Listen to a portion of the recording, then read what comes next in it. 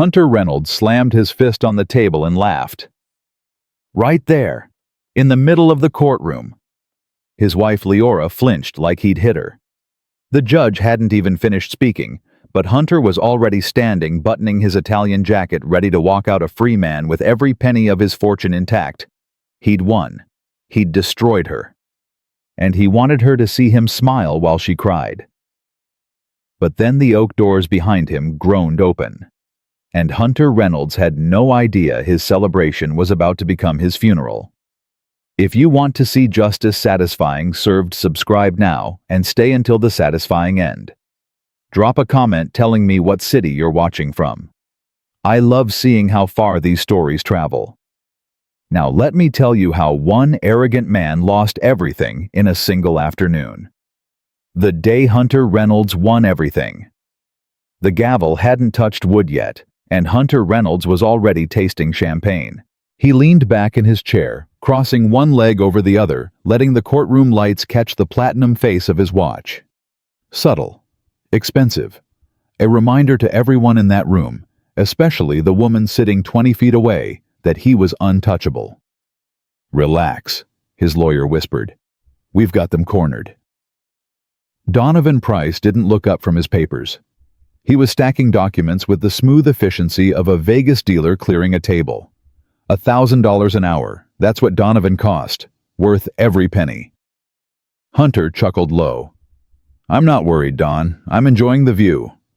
He nodded toward the plaintiff's table.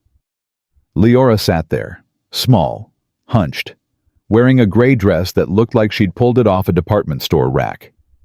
Her dark hair was yanked back in a tight bun. Her shoulders curved inward like she was trying to disappear. 5 years ago, she'd walked down the aisle in Vera Wang. Now she looked like a woman waiting for a bus that would never come. Hunter felt satisfaction rise in his chest like warm whiskey. This was what happened when you crossed him. Mr. Reynolds. Judge O'Malley's voice cut through the room. He was a stern man, face like crumpled paper, known for hating anyone who wasted his time. Your counsel has moved to dismiss the spousal support request based on evidence of infidelity. Is that correct? Donovan stood, smoothing his jacket. Yes, Your Honor. We've submitted documentation. Ms. Reynolds' visits to the Hotel Del Luna are well documented. Timestamps, photographs, digital records. Hunter watched Leora's shoulders drop another inch. It was a lie, of course. A beautiful, expensive lie. $20,000 to a private investigator who knew how to doctor photos and manufacture digital trails that never existed. Leora hadn't cheated. She'd been painfully, stupidly loyal, even while Hunter was sleeping with his executive assistant 3 nights a week. But truth didn't matter in court. Only evidence mattered, and Hunter could manufacture whatever evidence he needed. Leora's lawyer stood up. Sarah Jenkins, court appointed. She looked like she hadn't slept in a week, clutching a folder that was half the thickness of Donovan's smallest binder. Objection, Your Honor. My client denies these allegations. The photographs are grainy and inconclusive. This is clearly a smear campaign designed to... Ms. Jenkins. Judge O'Malley rubbed his temples. The timestamps verify location data. Unless you have substantial evidence to counter the digital forensics, I'm inclined to accept what's been presented. Sarah Jenkins sat down slowly. Leora didn't look up. She was staring at her hands, twisting a plain silver ring around her finger. Not her wedding ring. She'd taken that off months ago. Hunter leaned toward Donovan. She's not even fighting back. It's pathetic. It's over, Donovan whispered. Watch this. Judge O'Malley shuffled papers. In light of the evidence presented, and given the plaintiff's lack of employment history during the marriage, the court is prepared to uphold the prenuptial agreement in its entirety. Hunter's heart rate quickened. Mr. Reynolds will retain full ownership of Reynolds Tech, the marital residence, and all liquid assets. Ms. Reynolds will receive the agreed-upon severance of $20,000 and will vacate the premises within 48 hours. $20,000. It wouldn't cover a year of rent in this city. Hunter had spent more than that on a watch last month. He looked at Leora, willing her to meet his eyes. He wanted to see the tears, the realization the understanding that she was nothing without him.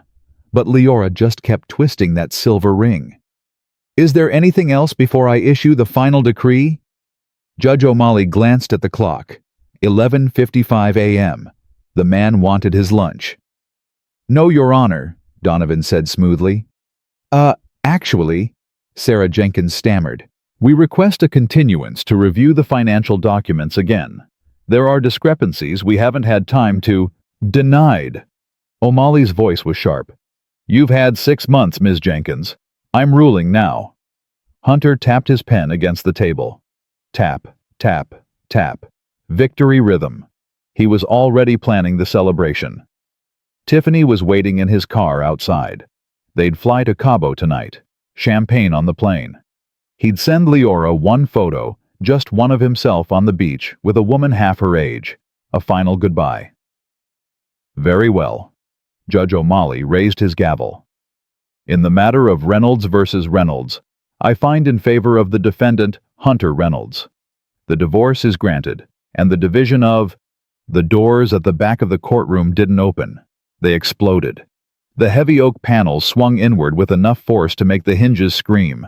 The sound shattered the murmur of the room. The court reporter's fingers froze over her keys. The bailiff's hand moved toward his hip. Every head turned. A man stood in the doorway. He was old, late 60s maybe. But he stood like a general surveying a battlefield. His suit was charcoal cut from fabric that seemed to absorb light rather than reflect it. He held a cane not for support, but like a weapon. Polished black wood, silver wolf's head handle. But it was his face that stopped the room. Hard, weathered. Eyes like chips of flint that swept the courtroom with terrifying precision. Behind him stood 2 more men in dark suits carrying briefcases that looked less like legal documents and more like ammunition. "Who the hell is that?" Hunter whispered. Security should have stopped him. Donovan didn't answer. Hunter glanced at his lawyer and felt his stomach drop.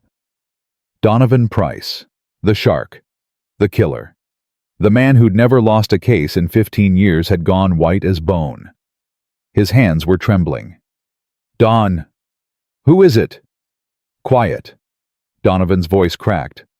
That's not possible." Judge O'Malley had frozen.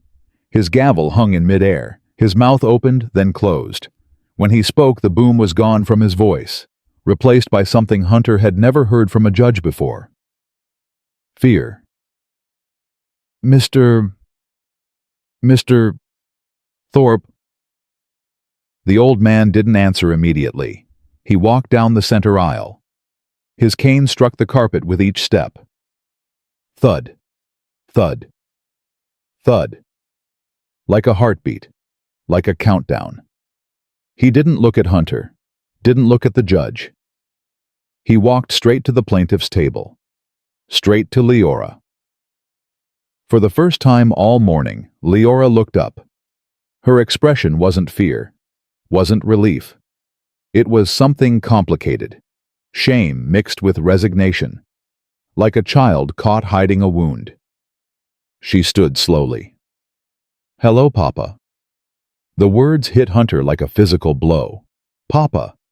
He knew Leora's father. He'd met the man once at the wedding. A quiet, boring man who said he worked as an archivist for some library in Chicago. He'd worn a rented tuxedo that didn't fit and left early without saying goodbye. Hunter had dismissed him as a nobody. A small man from nowhere with nothing to offer. But the man standing in this courtroom was not an archivist. Power radiated from him like heat from a furnace. "Leora." His voice was deep gravelly, and it carried to every corner without him raising it. "You didn't call me." "I wanted to handle it myself." "And how's that going?" Magnus Thorpe gestured with his cane, taking in the room. The smug husband. The expensive lawyer. The trembling judge. "Seems like you're about to be thrown to the wolves, my dear." He paused. "Fortunately, the wolves work for me." Hunter couldn't stay silent. This was ridiculous. Some old man crashing a legal proceeding like he owned the place. He stood up, buttoning his jacket. "Excuse me." I don't know who you think you are, but this is a closed session. Judge, I demand this man be removed immediately. Donovan grabbed his sleeve and yanked him down hard. Sit down, Donovan hissed. Sweat was beading on his forehead. Sit down, you idiot. What no? Hunter pulled away. Who is this guy? Leora's dad is a librarian. Magnus Thorpe turned. His eyes found Hunter. It felt like being pinned to a board, like being examined under a microscope. There was no anger in those eyes, just cold clinical assessment. A butcher examining meat. A librarian, Magnus repeated. The corner of his mouth twitched. Yes, I suppose that's what I told you. I do enjoy keeping records. He took one step closer. I keep very, very detailed records, Mr. Reynolds. Magnus turned to the judge. Judge O'Malley. It's been a long time. The 1998 corruption trials, I believe. You were a junior prosecutor then. Nervous. Eager to please. O'Malley swallowed hard. Mr. Thorpe, I wasn't aware you were related to the plaintiff. The name Reynolds. Magnus said it like it was something foul on his tongue. She took his name. A mistake we're here to correct. He gestured to the two men behind him. They stepped forward, placing their briefcases on Leora's table with heavy thunks. Sarah Jenkins, the public defender, looked like she might faint. One of the men leaned over and whispered something to her, pressing a check into her hand. Her eyes went wide. She grabbed her bag and practically ran out of the courtroom. This is highly irregular. Hunter was on his feet again. You can't just swap lawyers in the middle of a verdict. Judge, tell him. I can. Magnus didn't raise his voice. And I just did. Hunter looked to Judge O'Malley for support. The judge cleared his throat. Mr. Reynolds, given the unique circumstances and the presence of Mr. Thorpe, I'm granting a recess. 1 hour. A recess. Hunter's voice cracked. You were about to rule. You were about to give me everything. 1 hour. O'Malley banged the gavel and practically fled to his chambers. The courtroom dissolved into chaos. Hunter grabbed Donovan's arm. What the hell is happening? Who is he? Donovan was already packing his briefcase, hands shaking so badly he dropped a pen twice. You told me her family was nobody, Hunter. You told me she came from nothing. She did. Her dad worked at a library in Chicago. I checked. Donovan stopped. He looked at Hunter with something close to pity. Magnus Thorpe didn't work at a library. He owned the library and the land it sat on, and the construction company that built it. Donovan leaned in close, his voice dropping to a whisper. Hunter Magnus Thorpe isn't a librarian. He was the lead prosecutor for the Southern District for 20 years before he went private. He's the man who brought down the Valetti crime family, exposed 3 sitting senators, put away more corrupt executives than anyone in American history. Hunter's mouth went dry. They call him the gavel. He's not just a lawyer, Hunter. Donovan grabbed his briefcase. He's a legal Grim Reaper, and he retired 10 years ago, disappeared completely. Everyone assumed he was dead. Hunter looked across the aisle. Magnus was standing over Leora, one hand on her shoulder, speaking softly. His 2 associates were unpacking files, thick binders that looked ominous as coffins. So, he was a prosecutor. Hunter scoffed, trying to recover. So what? He's old. He's retired. The law is the law. We have the prenup. We have the evidence of her cheating. Donovan shook his head slowly. You don't get it. Men like Magnus Thorpe don't enter a courtroom unless they already know the outcome. He didn't come here to argue the case, Hunter. Donovan headed for the door. He came here to bury you. Hunter stood alone at the defense table. Across the room, Magnus Thorpe looked up and caught his stare. The old man didn't blink. Slowly, deliberately, he raised one finger to his lips. Silence. Then Magnus smiled. It was the worst smile Hunter had ever seen. Cold, patient, hungry. The smile of a man who had already won. Hunter reached for his phone, his hands trembling. He texted Tiffany, slight delay. Old relative showed up. Annoying, but harmless. Order another bottle of Dom. He had no idea that the phone in his hand was already compromised. He had no idea that the harmless old relative had spent the last 48 hours dismantling his entire life. Brick by digital brick. The battle hadn't just begun. It was already over. Hunter Reynolds was simply the last person to know.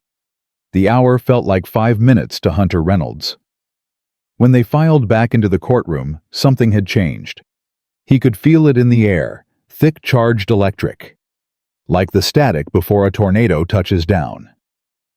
Magnus Thorpe sat at the plaintiff's table, with his hands resting flat on the polished wood. He wasn't looking at notes. Wasn't conferring with his associates. He was staring straight at Hunter with the patience of a man who had all the time in the world. Hunter tugged at his collar. When had it gotten so hot in here? Judge O'Malley returned to the bench looking like a different man. Gone was the bored bureaucrat counting minutes until lunch. His eyes were sharp now. Alert. He'd made phone calls during that recess. He knew exactly who was sitting in his courtroom. "We're back on the record," O'Malley said. "Mr. Thorpe, you indicated you have new evidence regarding the infidelity allegations." Magnus rose slowly. He didn't approach the bench. He didn't need to. His voice filled every corner of the room without effort. "I do, Your Honor. My client, my daughter, was accused of adultery based on photographs allegedly taken at the Hotel Del Luna on October 14th and 15th. "The evidence is conclusive," Hunter blurted out before he could stop himself. "We have timestamps. We have—" Donovan kicked him hard under the table. Magnus turned his head slowly, like a tank turret finding its target. "Mr. Reynolds. Impatient. I remember being young and foolish once." He paused. "It's a dangerous combination." Magnus snapped his fingers. One of his associates stood and handed a thick folder to the bailiff, who carried it to the judge like it contained plutonium. "Your Honor, the photographs submitted by Mr. Reynolds were taken by a private investigator named Carl Hutchins. Mr. Hutchins is currently sitting in the hallway outside this courtroom, sweating through his cheap suit because he knows he's about to lose his license." Hunter's stomach lurched. "But we don't need his testimony," Magnus continued. "We have something better. We have physics." Physics. Hunter couldn't help the scoff that escaped his lips. Magnus ignored him. "The photos show my daughter entering room 402. The timestamp reads 8:42 p.m. Magnus clasped his hands behind his back. "However, if you examine Exhibit A in the folder I just provided, you'll find a receipt from a gas station in Santa Monica, time-stamped 8:45 p.m., the same night." Hunter felt the blood drain from his face. "The credit card used belonged to Leora. The signature is Leora's, and the security footage which I've included on the flash drive shows my daughter purchasing a Gatorade and a bag of pretzels at that exact time." Magnus paused, letting the silence stretch until it hurt. "Now, unless my daughter has discovered the ability to teleport across 40 miles of Los Angeles traffic in 3 minutes, the photographs submitted by the defense are fabrications." Donovan was flipping frantically through his own copies, sweat staining his collar. "Your Honor, we relied on the investigator's report in good faith. We had no reason to believe—" "Good faith." Magnus laughed. It was a dry, harsh sound. "Mr. Price, you're a senior partner at one of the most prestigious firms in California. You know better than to submit evidence without proper verification. Unless, of course, you were instructed to ignore the discrepancies." Magnus looked directly at Hunter. "By your client." "I didn't know." Hunter shouted, panic clawing at his throat. "The PI must have messed up the dates. It was his mistake, not mine." "The PI didn't make a mistake." Magnus took 3 steps toward Hunter's table. He was paid an additional $5,000 in cash to enhance the narrative. "We have the bank transfer records, Hunter, from your personal slush fund. The one you thought was untraceable because you named it consulting fees. The room went dead silent. Hunter looked at Donovan for help. Donovan was staring at the table, refusing to meet his eyes. So, Magnus turned back to Judge O'Malley. The allegation of infidelity against my daughter is demonstrably false. It is perjury. It is fraud upon this court, and it is malicious. Agreed. Judge O'Malley's voice had turned to ice. He looked at Hunter like he was examining something he'd found on the bottom of his shoe. The evidence of Ms. Reynolds' alleged infidelity is stricken from the record. The motion to deny spousal support based on this evidence is denied. Hunter's head was spinning. This couldn't be happening. He'd planned everything so carefully. But that's not all, Magnus said. He wasn't done. He was just getting started. Since we're discussing infidelity, and since the prenuptial agreement contains a moral turpitude clause, a clumsy copy of a contract I wrote myself in 1985, by the way, I think we should examine the defendant's activities. Donovan stood up, grasping at straws.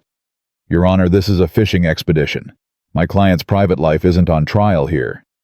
It is if it affects the division of assets, Magnus interrupted smoothly. And it does, because Mr. Reynolds didn't just spend money on dinner dates. He spent marital assets, significant ones. Another snap of his fingers. Another folder. Tiffany Miller. Magnus read the name slowly, letting each syllable land like a hammer blow. Executive assistant, 24 years old. Currently waiting in Mr. Reynolds's car in the parking garage downstairs, I believe. Hunter felt his throat close. A Mercedes C-Class leased in Hunter Reynolds' name. An apartment in Marina del Rey, rent paid through a shell company owned by Hunter Reynolds. And most interesting of all, Magnus flipped a page. A tuition payment to the Fashion Institute of Design. Made 2 weeks ago. Leora made a small sound. Almost inaudible. But Hunter heard it. He couldn't look at her. This is irrelevant to the proceedings. Donovan tried, but his voice had no strength left. Irrelevant. Magnus's voice suddenly filled the room like thunder. He used the joint savings account, the account that belonged to both of them. He stole from his wife to pay for his mistress. Magnus pulled another document from the folder. That voids the asset protection clause of the prenup, Your Honor. Paragraph 14, Section B. Dissipation of marital assets for extramarital purposes renders the separation of property null and void. Judge O'Malley was flipping through the documents, his face growing darker with each page. Mr. Reynolds? The judge's voice was sharp as a blade. Is this true? Did you use the joint account for these expenses? I put that money in there. Hunter was stammering now, his composure shattered. It was my earnings, my work. I had every right to. It was a joint account. O'Malley cut him off. Legally, that money belonged to both of you equally. You effectively embezzled from your wife to fund an affair. The word hung in the air. Embezzled. It sounded criminal. It sounded like prison. Leora slowly raised her head for the first time since the session resumed. She looked at Hunter. Her eyes weren't filled with tears anymore. They were clear, steady, and in them Hunter saw something that terrified him more than Magnus ever could. Recognition, like she was finally seeing him for exactly what he was. I knew about the car, she said quietly. Hunter froze. What? The Mercedes. Leora's voice grew stronger with each word. I saw the bank statement months ago. I knew you were paying for it. I knew who it was for. Then why didn't you? Because I thought if I just tried harder, you'd come back. She wiped a single tear from her cheek. I thought if I was a better wife, a quieter wife, you'd remember why you married me. I was so stupid. No, my dear. Magnus placed a hand on her shoulder.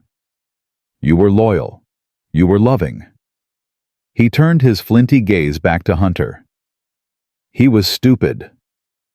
Magnus walked back to his table and picked up another folder. This one was thicker than the others. Now, about the prenuptial agreement. The prenup is valid, Hunter said desperately. It was signed by both parties, witnessed, notarized. You can't just... The prenup is dead, Hunter. Magnus opened the folder. You killed it, which means we're now operating under California community property law. 50-50 split, right down the middle. Hunter gripped the edge of the table. His knuckles went white. Fine. He hissed through clenched teeth.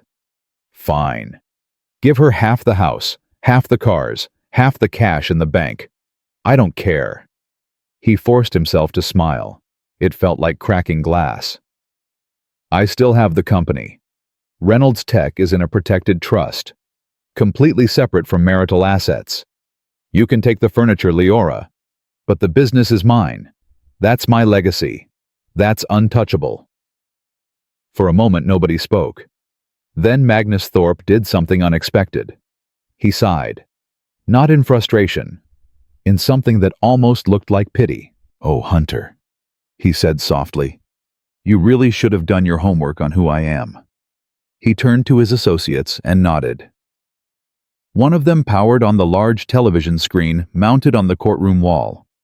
The other began connecting a laptop. Your Honor, if I may present additional evidence regarding the ownership structure of Reynolds Tech. Proceed, Judge O'Malley said, leaning forward with obvious interest. The screen flickered to life. A complex flowchart appeared. Boxes connected by arrows, company names Hunter didn't recognize feeding into names he did. This?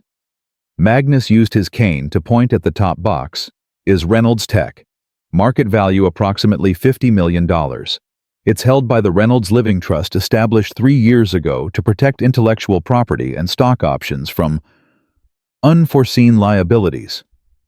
Like a divorce. Hunter said, a trace of smugness returning.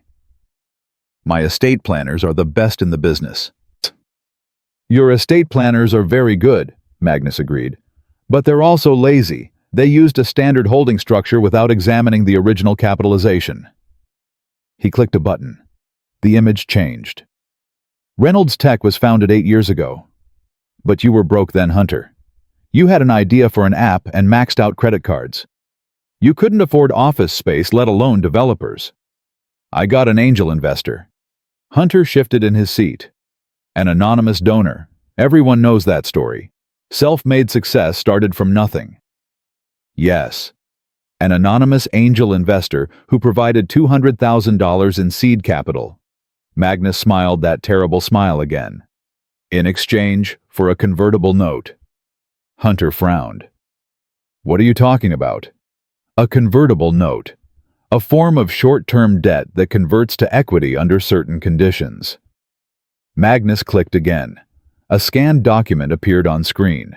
In this case, the note converts if the company goes public, or, he paused, in the event of a dissolution of marriage.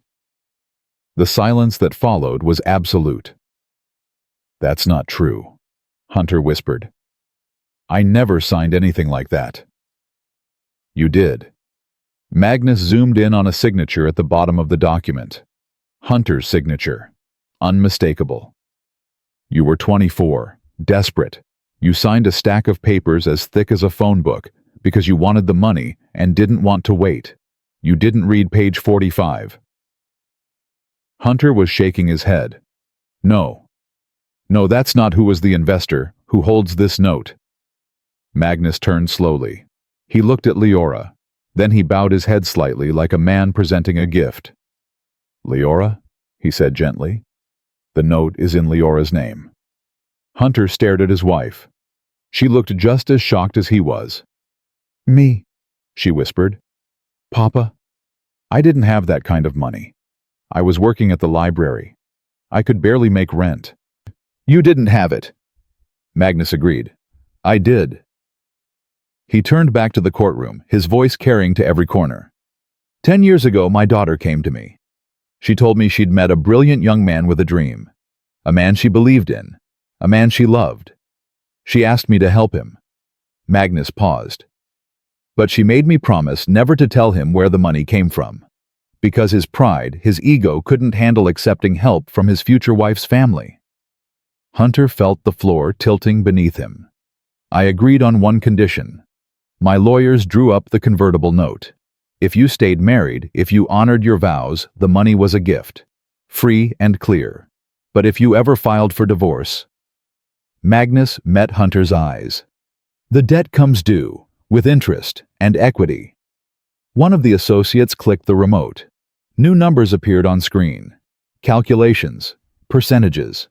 Based on the current valuation of Reynolds Tech and the terms of the convertible note which triggered upon the divorce filing, Leora doesn't just own half the marital assets. Magnus let the silence stretch until it was almost unbearable. She owns 60% of Reynolds Tech. She is the majority shareholder.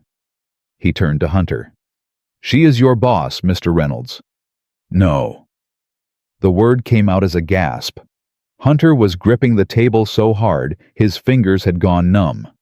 No, that's impossible. This is a trick. This is some kind of fraud. I'll sue. It's contract law. Judge O'Malley interrupted, studying the documents with wide eyes. And if that signature is verified as yours, Mr. Reynolds, this appears to be entirely binding. I'll dissolve the company. Hunter was screaming now, all pretense of control gone. I'll burn it to the ground before I let her take it. I wrote the code, I built it. It's mine. You can't. Magnus's voice cut through Hunter's hysteria like a surgeon's scalpel. As of 9 o'clock this morning, I filed an emergency injunction. You've been removed as CEO pending a full forensic audit. Hunter laughed. It was a wild, desperate sound. An audit. What you think you'll find dust bunnies in the server room. I'm the genius behind that company. I wrote every line of code that matters.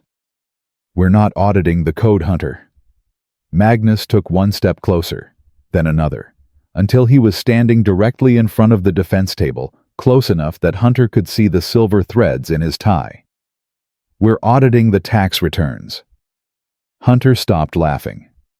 When my forensic accountants were tracking down your infidelity evidence, they found something else. Your other set of books. The real ones. The ones showing how you've been funneling company profits to the Cayman Islands for 6 years. That's standard business practice. Tax optimization. Every company. Tax fraud, Magnus corrected. Federal tax fraud. Wire fraud. And if my accountants found it in 48 hours, imagine what the IRS will find when they start looking. Donovan Price stood up abruptly.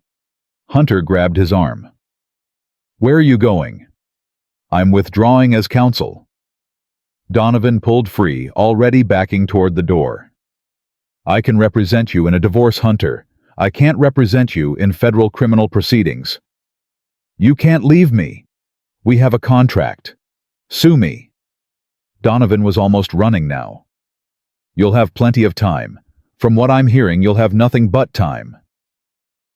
The courtroom door slammed shut behind him. Hunter stood alone. He looked at the judge, who was staring at him with unconcealed disgust. He looked at Magnus, who was watching him with the detached interest of a scientist observing a specimen. He looked at Leora. She was sitting up straight now. Her shoulders weren't hunched anymore. The woman who'd walked into this courtroom looking broken now looked like someone waking up from a very long sleep. 60%, she asked her father, wonder in her voice. 60%. And the house. Yours. Along with the cars, the boat, the vacation properties, and roughly $4 million in liquid assets after we subtract his expenditures on Ms. Miller. Leora nodded slowly, processing. Then she looked at Hunter. For a long moment, neither of them spoke. I loved you, she finally said. When we got married, I thought I was the luckiest woman in the world. You were so passionate, so driven. I believed in you when nobody else did. Leora, Hunter started. I gave you everything. Her voice cracked, but she didn't look away. My time, my energy, my father's money. 10 years of my life playing the supportive wife while you treated me like furniture. And you know what the worst part is? She stood up. I would have kept doing it, I would have stayed with you forever. I loved you that much." She shook her head slowly. "You didn't have to destroy me, Hunter. I was already yours. All you had to do was be kind." Hunter opened his mouth, but nothing came out. What could he possibly say? Magnus placed a hand on Leora's shoulder. "Are you ready to leave, sweetheart?" She nodded, gathering the papers in front of her. "What about him?" Judge O'Malley asked, gesturing toward Hunter. "I assume you'll be pressing charges." Magnus paused at the door. He looked back at Hunter, at the ruined man standing alone at the defense table. His empire crumbling, his freedom, evaporating, his entire life collapsing around him. "The IRS and FBI have already been notified," Magnus said. "They'll handle the criminal matters. As for the civil case..." He glanced at Leora. "That's my daughter's decision." Leora looked at Hunter one last time. "I'm not going to pursue additional damages," she said quietly. "I'm not going to try to destroy you. I just want what's fair, what I earned, what I deserve." She turned toward the door. "And I want to never see you again." She walked out of the courtroom. Magnus followed his cane, marking each step like a final punctuation mark. The door closed behind them. Hunter stood in the silence, his $1,000 Italian suit suddenly feeling like a straitjacket. His phone buzzed, a text from Tiffany. "Just saw the news. TMZ already has the story. Don't contact me again." He dropped the phone. It clattered against the floor screen, cracking on impact. Judge O'Malley was gathering his papers. "Mr. Reynolds, I suggest you find new legal counsel immediately. This court will reconvene in 72 hours to finalize the asset division. I'd also suggest you don't leave the state. The FBI tends to frown on that." He banged his gavel one final time and disappeared into his chambers. Hunter stood alone in the empty courtroom. 20 minutes ago, he'd been a millionaire with a beautiful mistress and a clear path to freedom. Now he had nothing. No wife, no company, no money, no lawyer. And somewhere in the building, federal agents were probably already preparing paperwork with his name on it. He thought about calling someone, anyone, but there was no one left to call. He sank into his chair, put his head in his hands, and for the first time in his adult life, Hunter Reynolds had absolutely no idea what to do next. The air in the courtroom still smelled like floor wax and old desperation, but now it smelled like something else too. Justice. Hunter didn't know how long he sat there in the empty courtroom. Minutes, maybe hours. Time had stopped meaning anything the moment those oak doors swung open and Magnus Thorpe walked in. His phone kept buzzing. Notifications, alerts, messages from numbers he didn't recognize. He couldn't bring himself to look. Finally, the bailiff cleared his throat from the doorway. "Sir, the courthouse is closing. You need to leave." Hunter stood on legs that felt like rubber. He walked out through the back entrance, avoiding the lobby where reporters had already gathered like vultures circling a carcass. The afternoon sun hit him like an accusation. Too bright. Too normal. The world was going on like nothing had happened, like his entire existence hadn't just been dismantled in front of a live audience. He reached for his car keys before remembering Tiffany had the car. Tiffany, who was probably already halfway to her sister's place in San Diego with every gift he'd ever given her. Hunter called an Uber. The driver recognized him. Of course he did. TMZ worked fast. "Hey, aren't you that tech guy, the one who..." "Just drive." The ride to Reynolds Tech headquarters took 45 minutes. 45 minutes of Hunter staring at his cracked phone screen, watching his life implode in real time across every social media platform. #Reynolds scandal was trending. Someone had already created a meme of his face photoshopped onto a sinking ship. His mother had texted 17 times. He didn't open a single message. When the car pulled up in front of the gleaming glass tower that bore his name, Hunter felt a surge of desperate hope. This was his building, his company, his code running on servers he'd installed himself. Magnus could waive all the legal documents he wanted, but this was real. This was tangible. This was his. He pushed through the revolving doors. The lobby was quiet. Too quiet for 3 in the afternoon on a Tuesday. "Mr. Reynolds." Hunter spun around. The security guard wasn't Jerry, the friendly older man who always asked about Hunter's golf game. This was someone new. Younger. Bigger. Ex-military by the look of him, with shoulders like a refrigerator and eyes that gave away nothing. "I'm in a hurry." Hunter was already moving toward the elevators. "I need to get to the 40th floor." The guard stepped into his path. "I can't let you do that, sir." "Excuse me." Hunter felt his blood pressure spike. "Do you know who I am?" "My name is literally on this building." "I know exactly who you are, Mr. Reynolds." The guard didn't move. "As of 12:30 this afternoon, the board of directors placed you on administrative leave pending investigation. Your access has been revoked." "The board?" Hunter laughed incredulously. "I am the board. The other members are my golf buddies. They wouldn't—" "Actually, they would." The voice came from above. Hunter looked up. Kevin Park, his IT director. The quiet Korean kid he'd hired fresh out of Stanford 6 years ago was leaning over the mezzanine railing. But Kevin didn't look quiet today. He looked relieved, almost happy. "Kevin." Hunter's voice echoed off the marble. "Tell this gorilla to let me up. I need to access the servers." "I can't do that, Hunter." "What do you mean you can't? I pay your salary." "You underpaid me for 6 years." Kevin's voice carried down clearly. "You took credit for my encryption algorithms. You called me the computer kid in front of investors like I was some kind of mascot." Hunter felt the ground shifting beneath him again. "Kevin, whatever you think happened." "I know what happened. I was there." Kevin straightened up.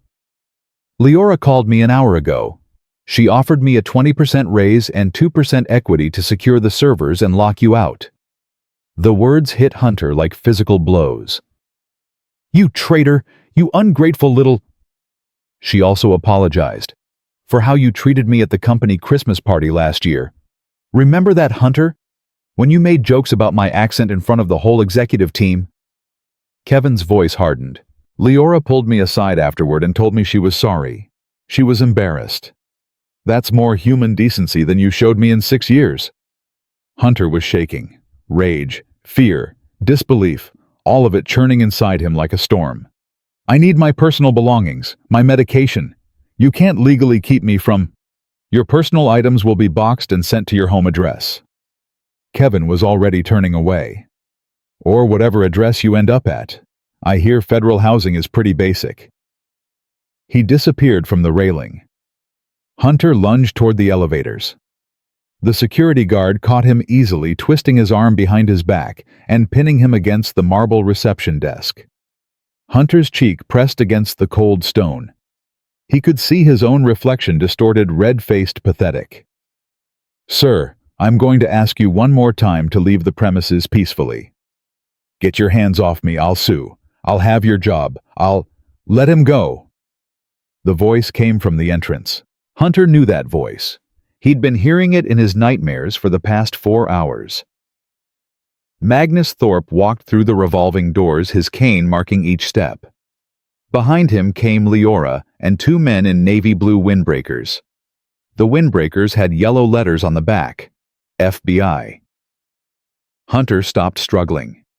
The security guard released him slowly, stepping back to a respectful distance. "Hello, Hunter?" Magnus stopped 10 feet away. "I thought we might find you here." "This is harassment." Hunter's voice was hoarse. "I have rights. You can't just—" "You have the right to remain silent." One of the FBI agents stepped forward, a woman with steel-gray hair and glasses that made her look like a strict librarian. "I'd suggest you exercise it." "I want a lawyer." "You'll have plenty of time to arrange that." The agent pulled out a folded document. "We have a warrant for the seizure of all electronic devices and physical records located on the 40th floor, specifically relating to Chimera Holdings and Blue Wave Consultants." Hunter felt his knees buckle. They knew the names. The shell companies. The ones he'd created specifically to hide money from the IRS. How?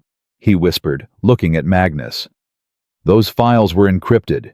Military-grade encryption. Nobody has the key but me. Magnus smiled. It wasn't a cruel smile. It was worse than that. It was the smile of a man who had already seen the end of the story and found it predictable. When you first started the company, you used to work out of the garage at our house. Remember those early days when you were still pretending to be humble? You left your notebooks lying around. You left your computers logged in. That was 10 years ago. And you have a habit. Magnus leaned on his cane. A habit of using passwords based on things you think belong to you. Your first password was your car's license plate. Your second was your first office address. Hunter felt sick. I told my forensic team to try Tiffany. That's not... You're right, it wasn't. But then I thought, no, you're too narcissistic for that. So we tried Hunter 1. And what do you know? Magnus shook his head slowly. It opened the first firewall. The rest was child's play. Hunter looked around desperately. Employees had gathered on the mezzanine watching the scene unfold. People he'd hired. People he'd yelled at. People whose names he'd never bothered to learn. Some of them were holding up phones. Recording. He was going viral again. But not the way he'd always dreamed. Leora. Hunter turned to his wife. Ex-wife. Whatever she was now. Leora, please. You don't have to do this. We can work something out. I'll sign whatever you want. The house, the money, everything. Just call off the dogs. Leora looked at him. For a moment, Hunter thought he saw something flicker in her eyes. Hesitation. Memory. The ghost of the love she'd once felt. Then it was gone. I spent 10 years calling off dogs for you, Hunter. Smoothing over the insults you made to investors. Apologizing to waiters you belittled. Explaining to our friends why you were always too important to show up. She took a step closer. I ironed your shirts at midnight because you needed to look perfect. I balanced our checkbook while you bought sports cars. I made you look like a king while I played the maid. Her voice didn't waver. I'm done, Hunter. I'm done protecting you from yourself. She turned to the FBI agent. He's all yours. Hunter felt the handcuffs close around his wrists before he even registered the agent moving. Cold steel. Final. The weight of them was nothing compared to the weight settling in his chest. Hunter Reynolds, you're under arrest for federal tax evasion, wire fraud, and obstruction of justice. You have the right to remain silent.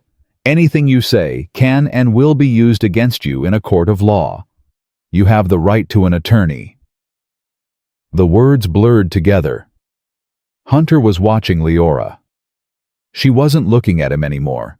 She was walking toward the elevators flanked by Magnus and Kevin. The IT director was holding the elevator doors open for her like she was already the CEO. Maybe she was. Leora, Hunter shouted. Leora, look at me. You can't do this. I made you. She didn't turn around. The elevator doors closed. Hunter thrashed against the agents holding him. This is my building, my company. My name is on the door. Not for long. The female agent tightened her grip. We'll be seizing the corporate records as part of the investigation, including the naming rights. They marched him toward the exit. The revolving doors seemed smaller now, suffocating. Hunter could see camera flashes outside, reporters pressed against the glass like sharks against an aquarium wall. Any final words for the press? Mr. Reynolds? Hunter didn't answer. What could he possibly say? They pushed through the doors and into the chaos. Microphones shoved in his face. Questions screamed from every direction. Mr. Reynolds, did you steal from your wife? Hunter, is it true you're facing 20 years? How do you respond to allegations that you committed perjury? Hunter kept his head down. He let them drag him toward the waiting black SUV, its lights flashing red and blue against the glass tower that still bore his name. For now. The car door opened. They pushed him inside. Through the tinted window, Hunter watched his building shrink as they pulled away. The sun was setting behind it, turning the glass orange and gold. It looked beautiful. It looked like everything he'd ever wanted. It looked like goodbye. The FBI field office smelled like burnt coffee and broken dreams. Hunter sat in an interrogation room for 3 hours before anyone came to talk to him. 3 hours of flickering fluorescent lights. 3 hours of his own reflection in the two-way mirror, disheveled, desperate, defeated. When the door finally opened, it wasn't an agent. It was a man in a rumpled suit with a briefcase that had seen better decades. "Mr. Reynolds, I'm Gerald Hoffman, Public Defender's Office." Hunter laughed. It came out sounding like a sob. "A public defender. That's what I get. I used to pay lawyers $1,000 an hour." "Well, sir, your accounts have been frozen pending investigation. And from what I understand, the half-dozen attorneys you called have all declined to represent you." Hoffman sat down across from him, opening his briefcase. "Something about conflict of interest. And bad publicity." "Donovan," Hunter muttered. "Donovan Price was supposed to." "Mr. Price sent a formal letter withdrawing from all cases associated with you. He also issued a statement to the press distancing his firm from any knowledge of improper evidence handling." Hunter closed his eyes. Everyone, every single person he'd ever trusted, ever paid, ever thought he owned, they were all running. "What are the charges?" Hoffman flipped through his papers. Tax evasion, wire fraud, bank fraud, perjury, obstruction of justice. And they're still investigating, so there may be more. "What's the exposure?" Hoffman looked up.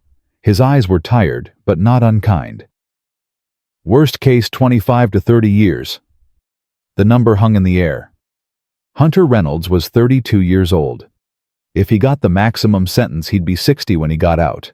An old man, forgotten, irrelevant. Everything he'd built, everything he'd sacrificed, everything he'd stolen and schemed and lied for, gone. "There might be options," Hoffman said carefully. "If you cooperate. Give up the offshore accounts. Help them trace the money. They might reduce the charges." "Cooperate?" Hunter tasted the word. It was bitter. "You mean confess? You mean admit I'm guilty?" "Are you guilty, Mr. Reynolds?" Hunter didn't answer. He thought about the last 10 years. The shortcuts. The lies. The way he'd looked at Leora like she was a possession instead of a person. The way he'd treated everyone around him like they existed only to serve his ambition. Was he guilty? He was guilty of so much more than the FBI would ever charge him with. "I need to make a phone call." Hoffman slid his phone across the table. Hunter stared at it. Who was left to call? His lawyers had abandoned him. His mistress had blocked his number. His employees were probably celebrating. He dialed the only number he could think of. It rang 4 times. "Hello?" His mother's voice. Tired. Worried. She'd probably been watching the news for hours. "Mom." "Hunter. Oh, thank God. Are you okay? I've been seeing the news as saying..." "It's true, Mom." Hunter's voice cracked. "All of it. It's all true." Silence. "What do you need me to do, sweetheart?" Hunter felt tears burning his eyes. After everything. After the lies, after the shame, after dragging the family name through the mud, she was still asking how she could help. "I don't know, Mom. I don't know anything anymore. Do you have a lawyer? Public defender?" He heard her sharp intake of breath. His mother knew what that meant. They'd grown up comfortable, not rich, but comfortable. Enough to know that public defenders were for people who had nothing left. "I'll make some calls. Your Uncle Robert knows people." "Mom, don't." Hunter wiped his face with his sleeve. The handcuffs clinked against the table. "Don't drag anyone else into this. It's my mess. I have to face it." Another silence. Longer this time. "Hunter, what happened to you?" The question was so simple, so sincere, it broke something inside him. What had happened to him? He thought about the hungry kid he'd been at 22, fresh out of college with big dreams and empty pockets. He'd been so desperate to prove himself, so desperate to be somebody. And somewhere along the way, becoming somebody had turned into becoming something else entirely. Something cruel, something hollow, something that could look at a woman who loved him and see only what she could give him. "I don't know, Mom." His voice was a whisper now. "I lost myself somewhere. And I didn't even notice until there was nothing left to find." "Hunter, I have to go. I love you, Mom."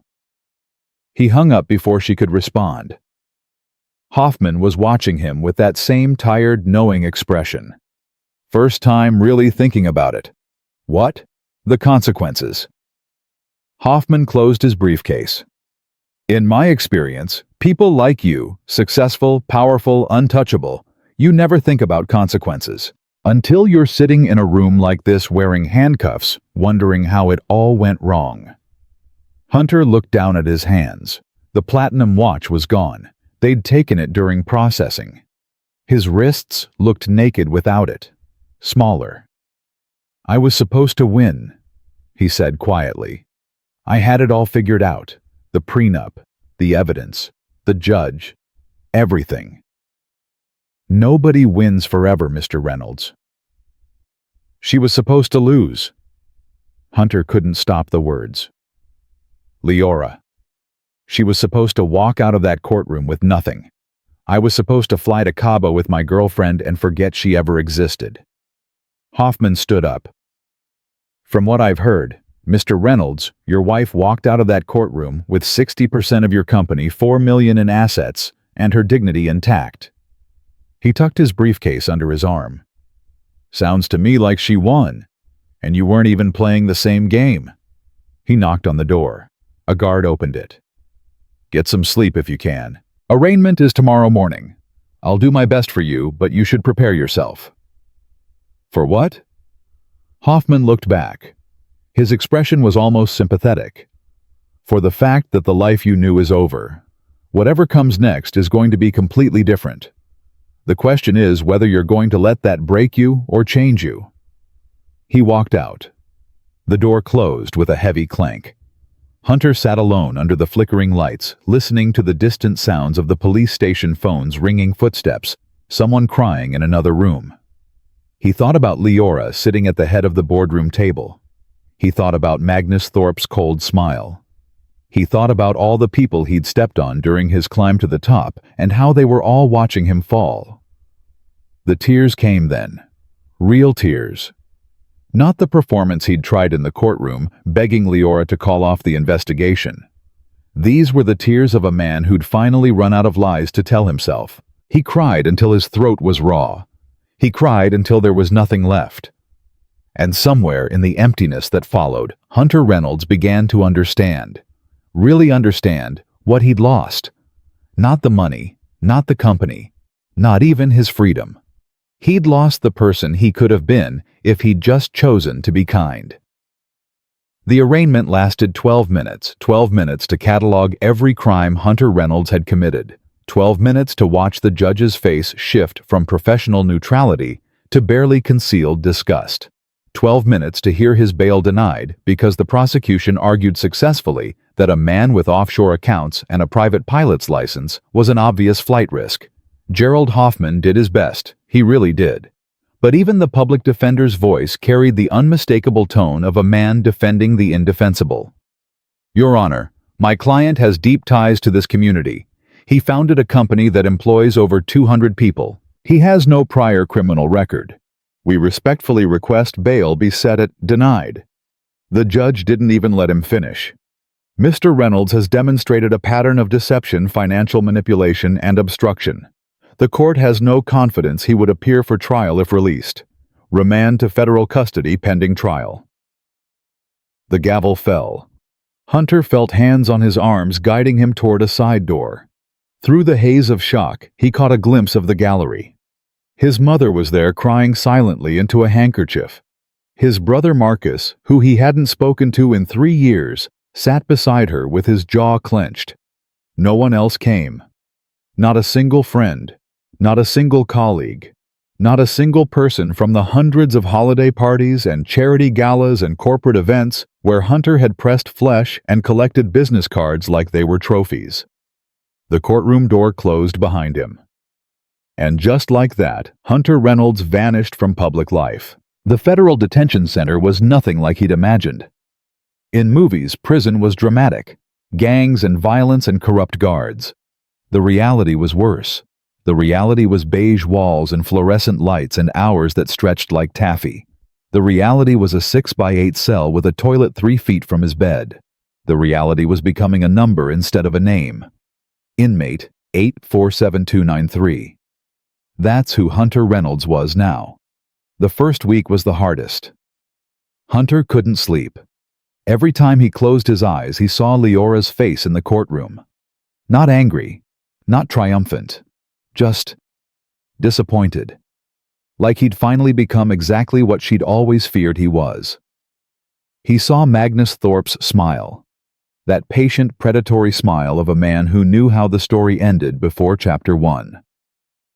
He saw Kevin leaning over the mezzanine railing, 6 years of humiliation finally finding its voice. He saw Tiffany's name on his phone screen, her final message burned into his memory. Don't contact me again. On the 8th day, he got a visitor. Hunter shuffled into the visiting room in his orange jumpsuit, hands cuffed in front of him.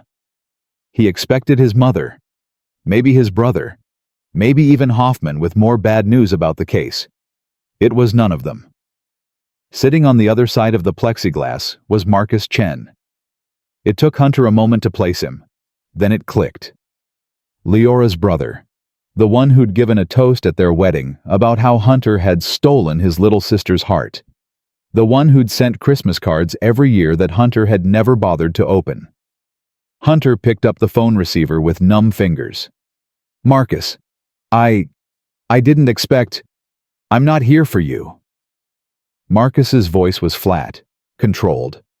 But Hunter could see the anger burning behind his eyes. I'm here because Leora asked me to come. Leora sent you. She wanted to make sure you were okay. Can you believe that? Marcus shook his head slowly. After everything you did, after you tried to destroy her in court, after you lied about her being unfaithful, she still wanted to make sure you were surviving in here. Hunter couldn't speak. That's who my sister is, Hunter. That's who she's always been. Kind, thoughtful, concerned about other people, even when they don't deserve it. Marcus leaned forward. You had a decade with that woman. A decade. And you never once appreciated what you had. I know. Hunter's voice came out as a whisper. I know that now. Do you really... Marcus's composure cracked slightly. Because from where I'm sitting, you're not sorry for what you did. You're sorry you got caught. Hunter wanted to argue, wanted to defend himself. But what was the point? Marcus was right. 3 weeks ago, if Magnus Thorpe hadn't walked through those courtroom doors, Hunter would be on a beach in Cabo right now. He wouldn't have spared Leora a second thought. How is she? Hunter asked instead. Really, not what she wants you to tell me. How is she really doing? Marcus studied him for a long moment. She's thriving. The word landed like a punch. The board unanimously voted her in as CEO last week. Stock price is up 15% since the news broke. Investors trust her. Employees respect her. It's like the company was just waiting for someone competent to take over. Hunter absorbed the blow silently. She's seeing someone. That one hurt more than everything else combined. Already. It's been 3 weeks, Hunter, and she was emotionally single for years before that. Marcus's voice softened slightly. He's an architect. Nice guy. Treats her like she matters. Takes her to dinner without checking his phone every 5 minutes. Hunter thought about all the dinners he'd sat through with Leora. All the times he'd been more interested in email than conversation. All the times she'd tried to connect, and he'd brushed her off because he had important things to handle. What could possibly have been more important than the woman who loved him tell her? Hunter started, then stopped. What could he possibly say, Tell her I'm sorry. I know that doesn't mean anything. I know words are cheap, but tell her I'm sorry for wasting her time, for making her feel small, for all of it. Marcus stood up. I'll tell her. But Hunter. He paused with his hand on the door. Sorry doesn't undo anything. It doesn't give her back the years she spent believing she wasn't good enough. It doesn't erase the humiliation of sitting in that courtroom while you tried to destroy her reputation with fabricated evidence. He opened the door. If you're really sorry, don't just say it. Become someone who deserves forgiveness, whether she ever gives it to you or not. He left. Hunter sat alone in the visiting room, staring at the empty chair on the other side of the glass. Become someone who deserves forgiveness. The words echoed in his head as the guard led him back to his cell. The trial took 4 months to begin and 3 weeks to conclude. Hunter watched it unfold like a spectator at his own execution. The prosecution presented evidence so overwhelming that even Hoffman's best efforts felt like throwing pebbles at a tank. Bank records, wire transfers, emails Hunter had thought were deleted. Testimony from accountants who'd suddenly developed consciences when federal agents came knocking. The Cayman accounts, the shell companies, the years of systematic fraud. It was all there. Every secret, every lie, every dollar he'd hidden from the IRS, from his investors, from his wife. The most damaging testimony came from someone Hunter never expected. Tiffany Miller. She walked into the courtroom on day 15 of the trial, wearing a conservative navy dress instead of the designer outfits Hunter had bought her. No jewelry, minimal makeup. She looked like a different person. The prosecution called her to the stand. Ms. Miller, can you describe your relationship with the defendant? Tiffany glanced at Hunter. For half a second, he thought he saw something like regret flicker across her face. Then it was gone. We were involved romantically for approximately 18 months. He paid for my apartment, my car, and my tuition at the Fashion Institute. Where did those funds come from? He told me it was from his personal accounts. Investment returns. I had no reason to question it. Did you ever witness Mr. Reynolds discussing his financial arrangements? Tiffany hesitated. Hunter's heart stopped. Once. About 6 months ago. He was on the phone late at night. He thought I was asleep. He was talking to someone about moving money to the islands before she gets suspicious. I assumed he meant his wife. The prosecution smiled. Did he say anything else during that conversation? He said, Tiffany took a breath. He said he was untouchable, that by the time anyone figured out what he'd done, he'd be divorced and living somewhere without extradition treaties. The jury wrote furiously in their notebooks. Hunter watched his future evaporate with every word. After Tiffany stepped down, his own lawyer leaned over and whispered the truth Hunter had been avoiding for months. We need to talk about a plea deal. No. Hunter, the evidence is overwhelming. If this goes to the jury, you're looking at 20 years minimum, maybe more. If we negotiate now, we might get it down to 12. 12 years. Hunter stared at the wood grain of the defense table. I'd be 44 when I got out. You'd still have a life to rebuild. It's better than the alternative. Hunter thought about Leora sitting in the CEO's office that used to be his. Thought about her having dinner with some architect who probably opened doors for her and asked about her day. Thought about Magnus Thorpe, wherever he was, probably not thinking about Hunter at all, because men like Magnus had already moved on to the next battle. Let me think about it. But there wasn't much to think about. The jury came back in 6 hours. Guilty on all counts. Hunter stood motionless as the foreman read the verdicts. Guilty. Guilty. Guilty. The word repeated like a drumbeat, each repetition driving the nail deeper. When it was over, the judge set sentencing for 30 days out. Hunter's mother collapsed in the gallery. His brother caught her shooting Hunter a look that contained grief, anger, and something worse, the exhausted resignation of a family that had finally stopped hoping their prodigal son would change. The marshals led Hunter out through the side door. He didn't look back. What was the point? Sentencing day arrived with gray skies and the kind of drizzling rain that seemed personally insulting. Hunter shuffled into the courtroom for what he knew would be the last time. 4 months in federal detention had changed him. He'd lost weight. His hair had grown out, peppered now with gray he'd never noticed before. His eyes had developed a permanent haunted quality that no amount of sleep could fix. The gallery was nearly empty. His mother sat in the front row, clutching a rosary. His brother sat beside her, stiff and silent. A few reporters occupied the back rows, notebooks ready. And in the third row alone sat Leora. Hunter froze when he saw her. She looked different. Not broken, not angry. She looked whole in a way she hadn't during the divorce proceedings. Like someone who'd finally set down a weight she'd been carrying for years. Their eyes met for a fraction of a second. Leora didn't look away, didn't flinch. She just held his gaze with an expression Hunter couldn't quite read. Not hatred, not love. Something more complicated. Understanding maybe, or closure. The judge entered. Everyone rose. The ritual of justice playing out for the 1,000th time in this room with its polished wood and heavy symbolism. Mr. Reynolds, you've been found guilty of 17 federal charges, including tax evasion, wire fraud, and obstruction of justice. Before I pronounce sentence, do you have anything to say? Hoffman had prepared a statement for him. 2 pages of apologetic language designed to sound remorseful without admitting more than necessary. Legally prudent. Emotionally hollow. Hunter had memorized it. He didn't use it. Your Honor. His voice was hoarse from disuse. I could stand here and apologize. I could say, I'm sorry for what I did. And I am sorry.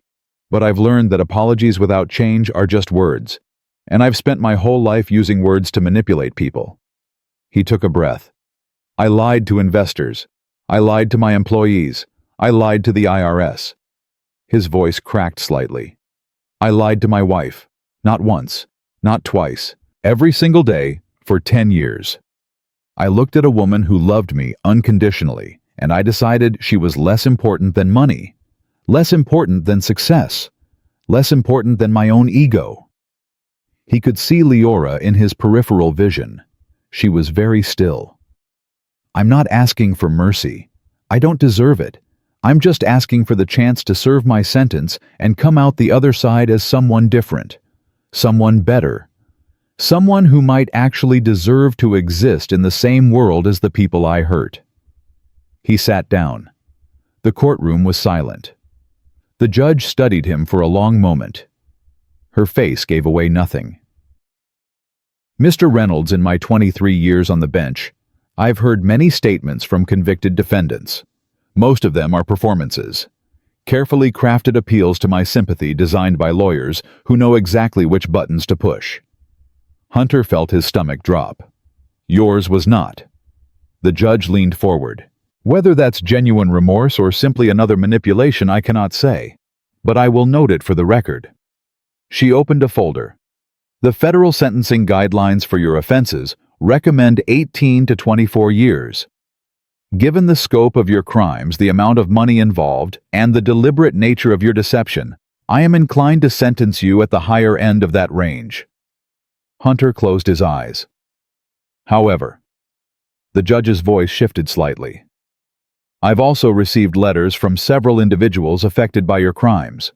Most were from former employees and investors demanding maximum punishment. But there was one letter that gave me pause. She held up a single sheet of paper. This letter is from your ex-wife, Leora Thorpe. She writes that while she cannot forgive what you did to her personally, she believes that destroying another human being completely serves no one. She asks that I consider the possibility of redemption. Hunter turned to look at Leora. She met his eyes, just for a moment. Then she looked away. Based on all factors before me, I am sentencing you to 15 years in federal prison. With good behavior, you may be eligible for parole in 10. 15 years. Hunter did the math automatically. He'd be 47 when he got out. Middle-aged. His mother would be in her 80s. His brother's kids would be grown. The world would have moved on without him. Do you understand the sentence, Mr. Reynolds? Yes, Your Honor. Then this court is adjourned.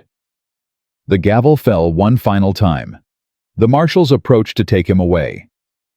Hunter stood, his legs unsteady, his mind still processing the number. 15 years. Wait. The voice came from the gallery. Everyone turned.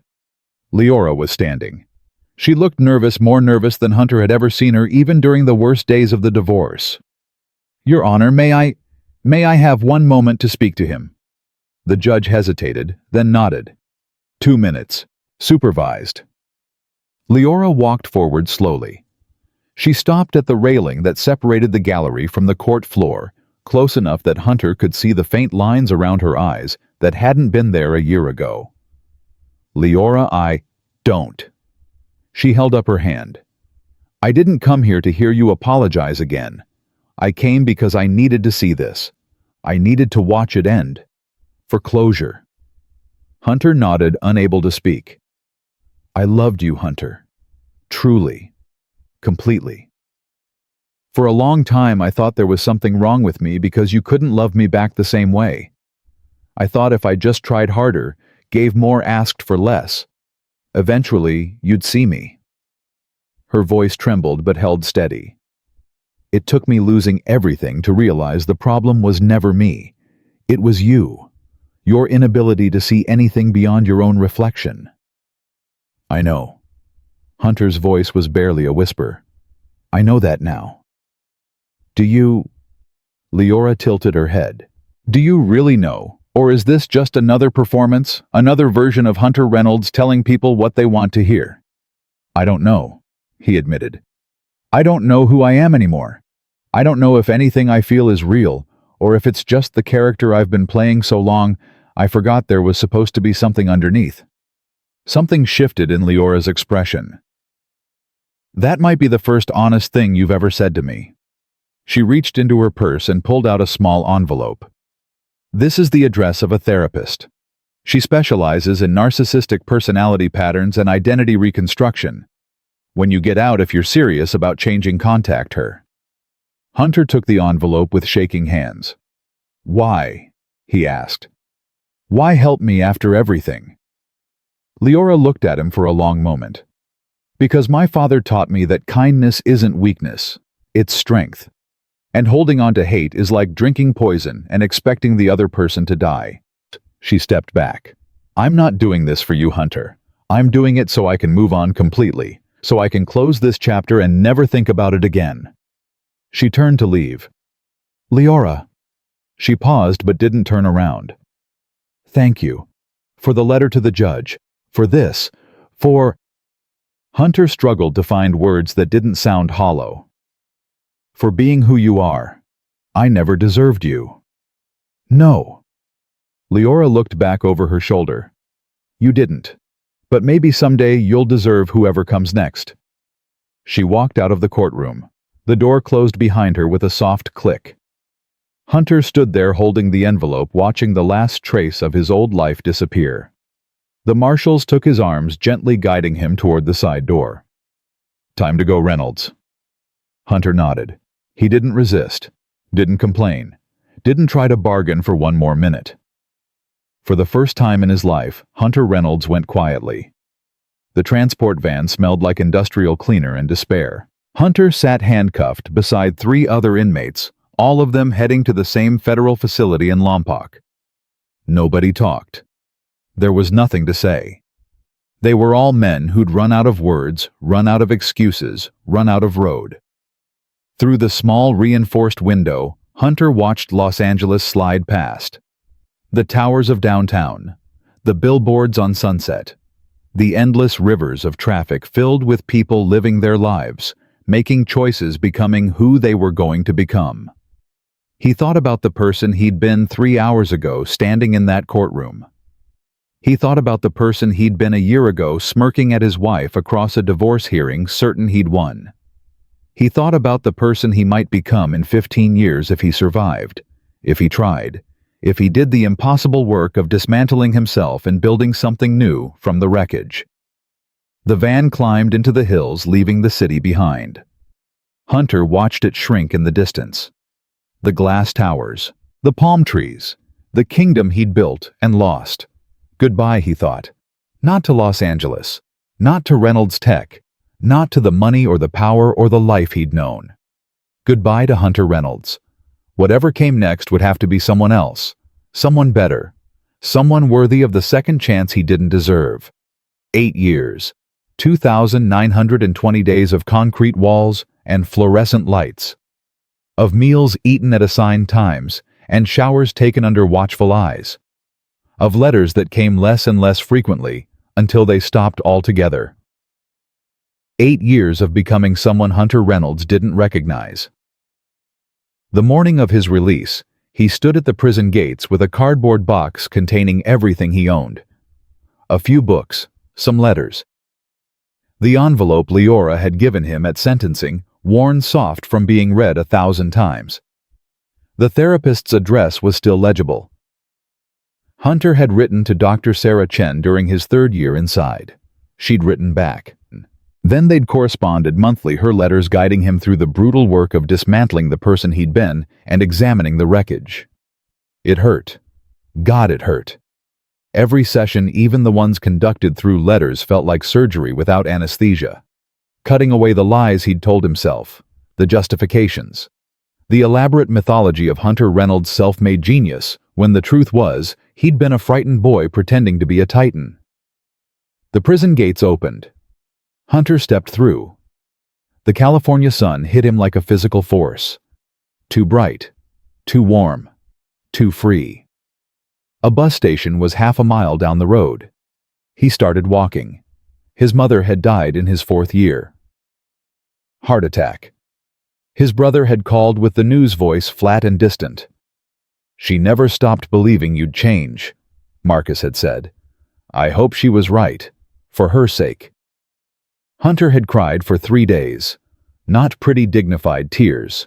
Ugly animal sounds that made his cellmate request a transfer. The grief wasn't just for his mother, it was for all the moments he'd missed. All the Sunday dinners he'd skipped because he was too busy. All the phone calls he'd cut short. All the times she'd tried to tell him she was proud of him, and he'd brushed it off because her pride wasn't worth as much as a stranger's approval. He'd never gotten to say goodbye. He'd never gotten to show her he could be different.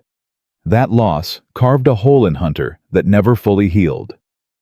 But in its own terrible way, it also became the foundation for everything that came after. His mother believed he could change. He owed it to her memory to try.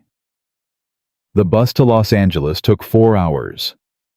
Hunter watched the landscape scroll past, trying to reconcile the world outside with the memories frozen in amber from 8 years ago.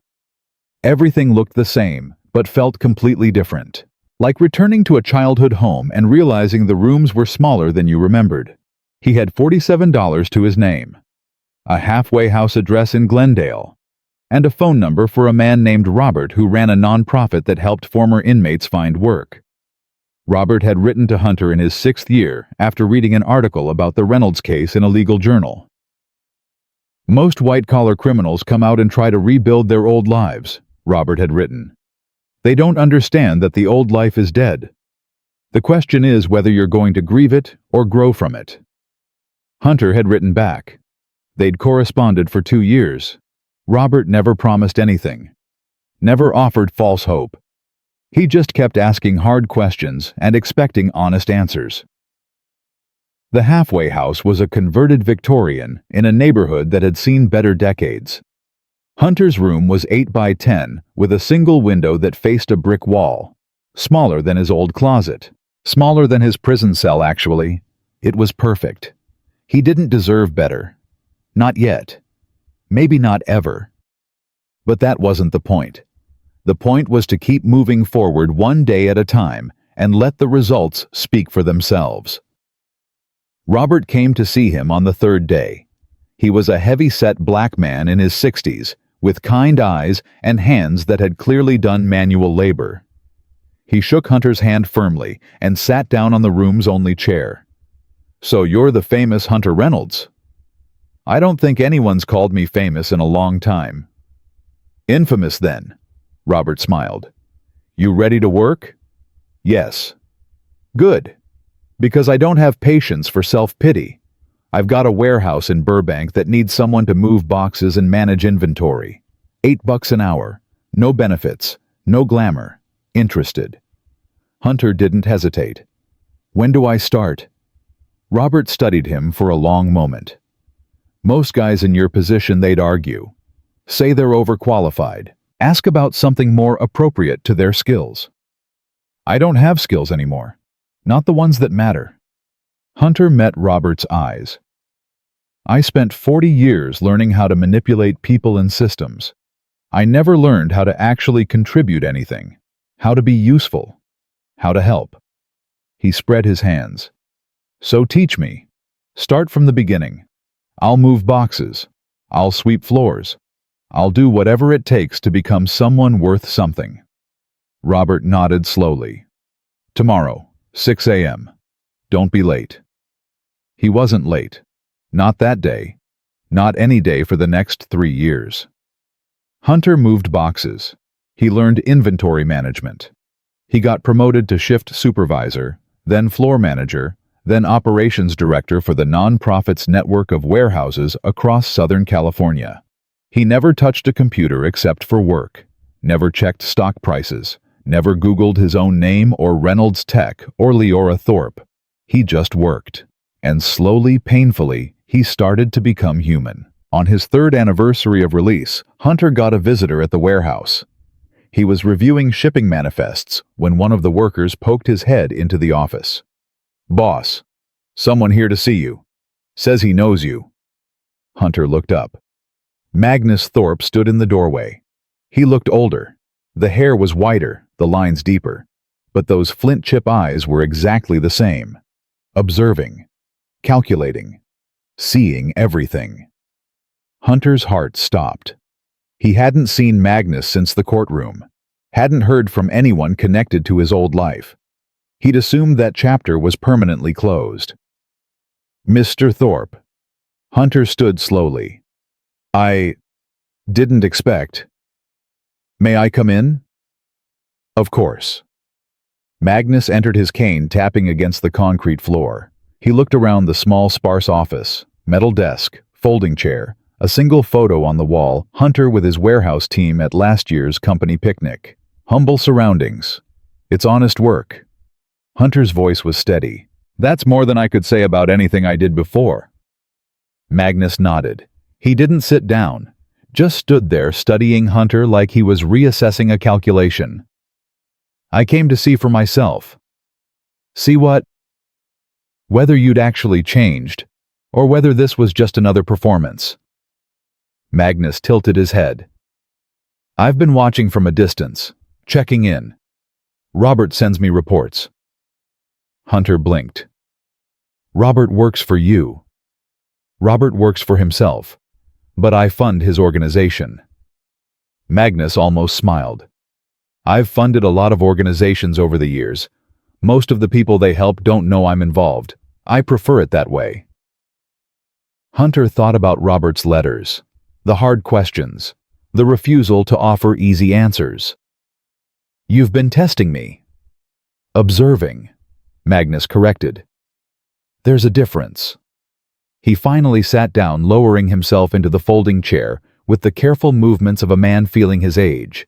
3 years ago, I would have bet everything I had that you were beyond redemption. Another narcissist who'd serve his time, learn nothing, and spend the rest of his life convinced he was the victim. What about now? Magnus was quiet for a moment. Now, I think I might have been wrong.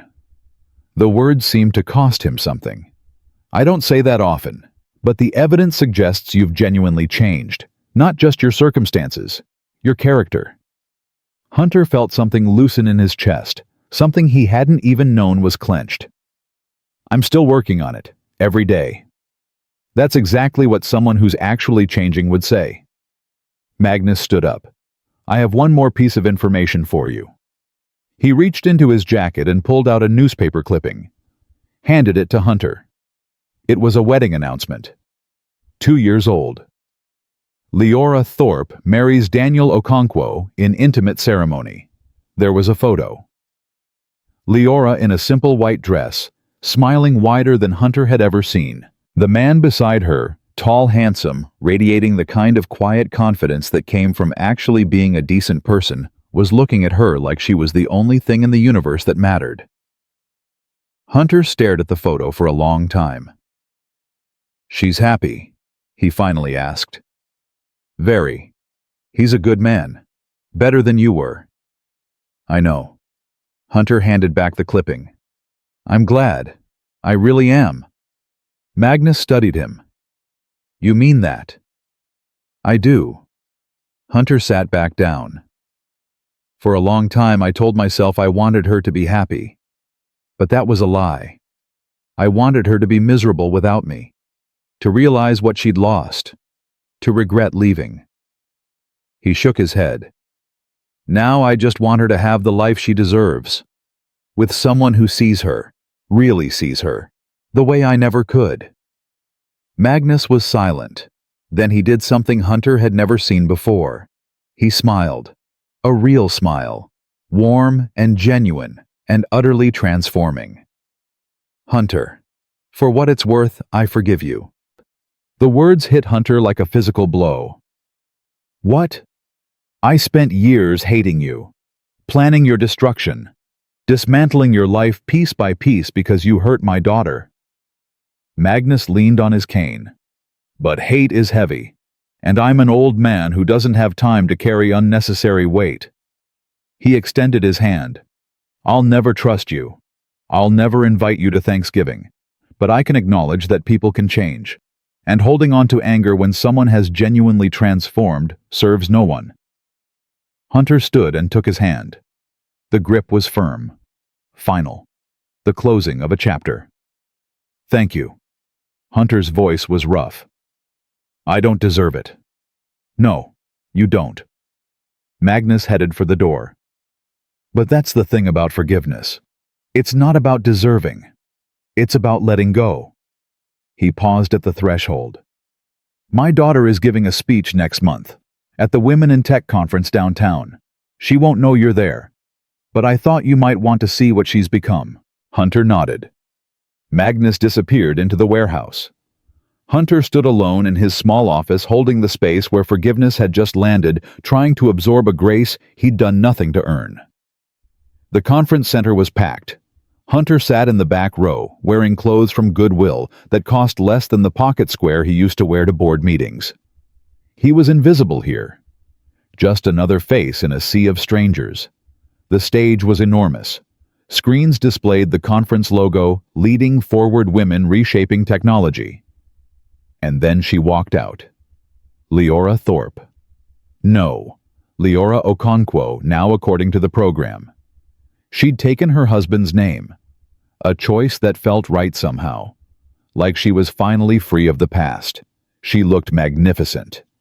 Not in the way Hunter used to define magnificence: expensive clothes, perfect hair, visible markers of status.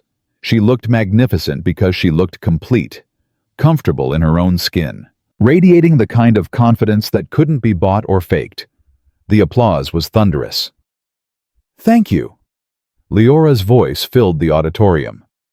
11 years ago, I was sitting in a courtroom watching my life fall apart. I had no money, no job, and a husband who had spent a decade convincing me I was worthless. The room went silent. Today, I'm the CEO of a company worth $2 billion. We employ 3,000 people.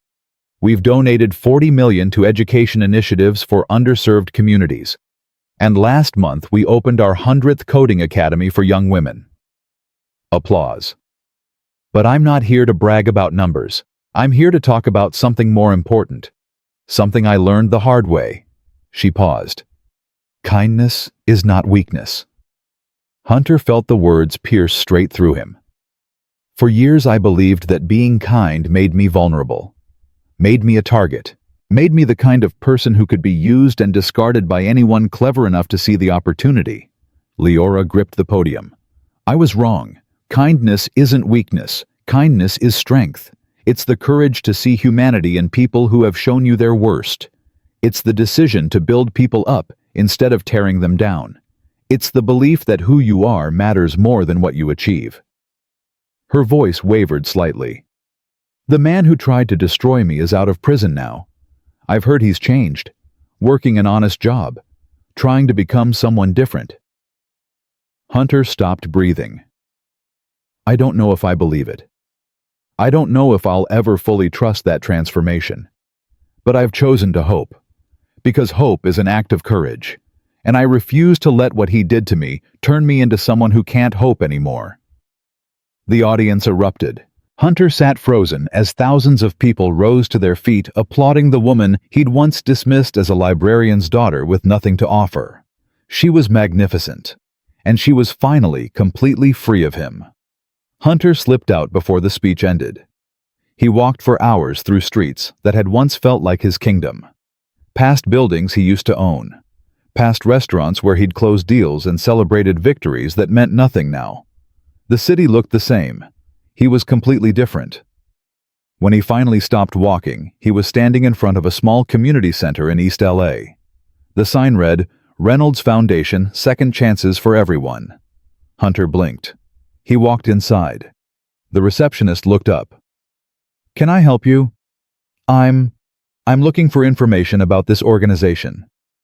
Oh, wonderful. She handed him a brochure. We provide job training, counseling, and support services for formerly incarcerated individuals. Founded in 2019 by Leora Okonkwo. Hunter stared at the brochure. There was a quote on the front. This foundation is named after someone who taught me that people can change, not because he deserves recognition, but because every person who walks through our doors deserves to know that their past doesn't have to define their future. She'd named it after him.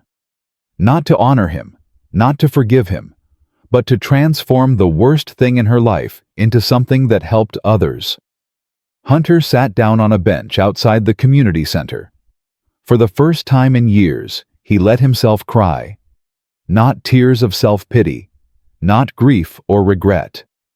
These were tears of wonder, at the woman Leora had become, at the grace she'd shown to a world that had given her every reason to be bitter, at the possibility that even the worst stories could somehow be redeemed. He sat there until the sun went down. Then Hunter Reynolds, the man who'd lost everything and discovered it was exactly what he needed, stood up, straightened his secondhand jacket, and walked back toward his small apartment, his honest job and the quiet life he was building one day at a time. Behind him, the community center lights flickered on. Inside, a young woman who'd just been released from prison was filling out her intake paperwork. She didn't know it yet, but her life was about to change. Because someone had taken the wreckage of their worst moments and built a bridge for others to cross. And that is the story of how Hunter Reynolds learned the hardest lesson of all. He walked into that courtroom believing he was untouchable. He believed his money could buy justice, his lawyers could bury truth, and his wife would crumble when he crushed her. But he forgot the oldest rule in the book: the quiet ones aren't weak. They're just waiting. And when they finally rise, they don't just win. They transform everything they touch. Hunter lost his fortune, lost his freedom, lost the only woman who ever truly loved him. But in that losing, he found something money could never buy: the chance to become someone worth being. Not everyone gets that chance. Fewer still take it. If this story moved, you hit that subscribe button and share it with someone who needs to hear it. Drop a comment telling me what city you're watching from. And remember, kindness isn't weakness. It never was. It's the strongest thing any of us will ever do. Until next time.